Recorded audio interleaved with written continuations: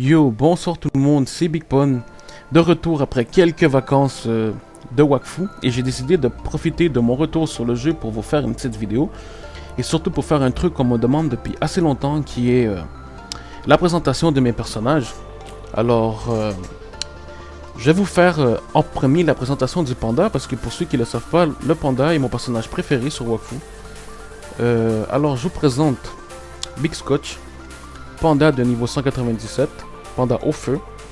Je vais vous montrer son stuff. Je vais vous expliquer vite fait juste pourquoi certains items et pas d'autres. Alors, le panda qui est en Doranio. Pourquoi la Neo? Tout simplement parce que c'était... En fait, c'est la relique du Kra. Et comme j'ai passé le Kra en d'agresseuse, j'avais une Neo full ruinée qui traînait. Alors, comme elle est liée, je l'ai tout simplement passé sur le panda. Sinon, pour le reste, on a choisi de mettre la cape carnivore. Pourquoi cette cape? En fait, je suis vraiment content que cette cape soit là. Parce que je voulais pas passer le panda en voile nomade. Parce que les résistances du voile nomade sont nulles. Et cette cape, en fait, elle a 40 de res sur 3 éléments. C'est vraiment bien. Après, on a un Thalys mensonge pour le PM. Le peignoir d'eau DiCaprio qui est un excellent plastron pour le personnage zone. Les jambières à pointe. Les meilleures bottes pour les personnages zone en ce moment. Le marteau Luther King. Pourquoi un cac à deux mains? En fait, pour la même raison que la cape, c'est pour les résistances. Et en plus, c'est un très bon marteau. Qui nous donne 160 maîtrise en 3 éléments et 70 en maîtrise zone. 25 de res. Sinon, après, on a la boucle jaune, la meilleure ceinture pour les personnages distance. Par contre, c'est une ceinture qui donne 2 éléments et non 3. Alors, faites attention. Sinon, après, on a une poigne fortifiée et un anneau-pet. La poigne fortifiée, en fait, il y a mieux comme anneau. C'est juste que, en fait, j'attends de voir les items du BU de Moon, en fait, avant d'optimiser, parce que je suis pas mal sûr que, en fait, le stuff que j'ai là va pas mal changer avec la nouvelle mage. Après, les épopineuses, en fait, il y a peut-être mieux, mais c'est des épaulettes que j'avais déjà. En fait, je les ai depuis longtemps, alors je les ai pas changées. Et la Doranio. Sinon, pour le deck, en fait, je passerai pas longtemps sur le deck. C'est un deck typique de panda au feu.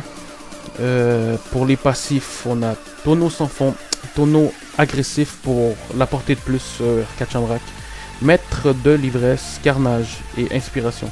On peut aussi changer carnage par cyanose.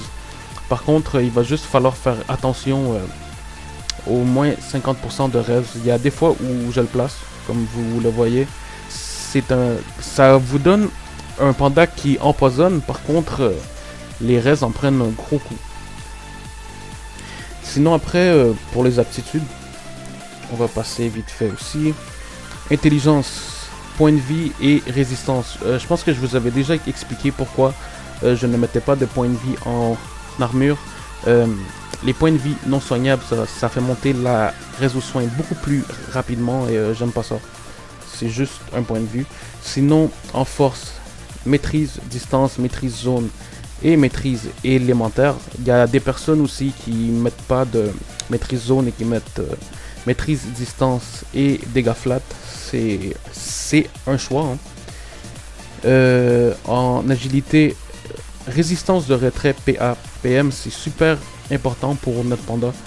Et l'initiative aussi, parce qu'il y a souvent des donjons où on veut que le panda commence. Alors, c'est très important. Le reste en esquive, parce que j'avais nulle part. En fait, je savais juste pas où le mettre et le reste, c'est pas important. Alors voilà, en chance, CC et maîtrise au CC, c'est la base. Et pour le majeur, en fait, les 3 plus importants d'après moi, c'est point d'action, point de mouvement et portée. Après, pour le 4e point, vous pouvez le mettre soit en point de Wakfu, soit en dommages infligés ou en résistance et élémentaire. Si vous trouvez que votre panda est trop fragile, ne le mettez pas en dommage. Sérieux, mettez-le en résistance parce que un panda fragile, en fait, ça sert à rien. Alors voilà, en fait, c'était la présentation de Big Scotch. Sinon, je vous ai aussi préparé un petit build low cost, hein, parce que c'est pas tout le monde qui ont le même portefeuille sur Wakfu. Alors pour le build low cost, on a décidé d'y aller avec un porte-clés doré. Pourquoi? Parce que de toutes les reliques qui sont bien sur le pendant, en fait, c'est la moins chère. Que j'ai décidé de combiner avec un croc d'or, parce que c'est une épée qui est pas chère non plus. En fait, bah, pas cher c'est un grand mot, hein, ça dépend aussi de vos moyens, mais je l'ai choisi aussi parce que, en fait, si vous n'avez pas accès au croc d'or, vous pouvez toujours la changer par une bagus. Ça va faire vraiment low cost et c'est accessible à tout le monde. Sinon, pour le reste, pour la cape, j'ai choisi une capuche, un voile nut. Le voile nut, en fait, il faut savoir, je sais pas sur les autres serveurs, mais sur Datura, c'est à peu près le même prix qu'une cape carnivore. Alors, vous pouvez choisir entre les deux. Les deux sont vraiment bien. Sinon, il y a la sempiternelle qui est moins bien, mais ça se peut que vous pouvez la trouver pour moins cher.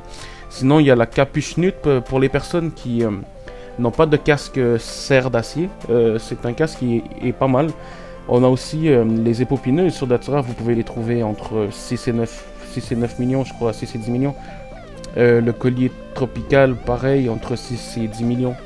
Qui est un collier qui est pas mal pour le personnage distance exclusivement par contre. Sinon, comme plastron, on a le plastron flétri qui est vraiment pas cher. Il y a le Bénénut qui est une ceinture qui est pas mal, hein, qui coûte vraiment pas cher. Par contre, le cac, moi je vous conseille d'y aller avec un cac à deux mains, et le meilleur cac à deux mains pour le prix, c'est vraiment l'épée serre d'acier.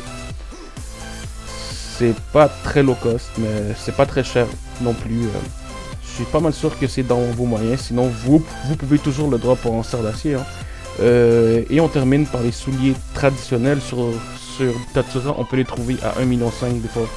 C'est entre 1,5 million et 3 millions, ça coûte plus rien. Alors voilà, c'est terminé pour le build du panda. N'hésitez pas à like, de commenter, de vous abonner si vous avez aimé, hein. Et moi je vous retrouve bientôt pour une prochaine vidéo. Allez, à plus.